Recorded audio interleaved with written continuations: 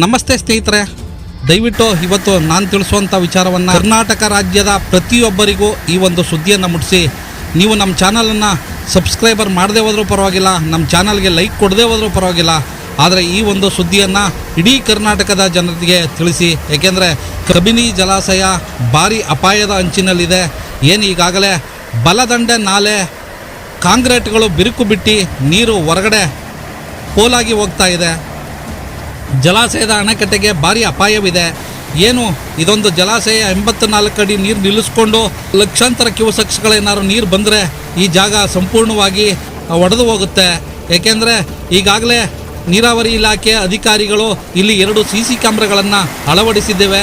ಅದು ಯಾವ ಪ್ರಮಾಣದಲ್ಲಿ ಬಿರುಕು ಬಿಡುತ್ತೆ ಅನ್ನೋದನ್ನ ನಾವು CC ಕ್ಯಾಮ್ರಾದ ಮುಖಾಂತರ ಕಣ್ಗಾವಲನ್ನು ಇಟ್ಟಿದ್ದೇವೆ ಅಂತ ಹೇಳ್ತಾರೆ. ಆದರೆ 2 CC ಕ್ಯಾಮ್ರಾ ಇಲ್ಲಿ ಜಲಾಶಯ ಒಡೆಯೋದನ್ನು ತಡೆಯೋದಿಲ್ಲ.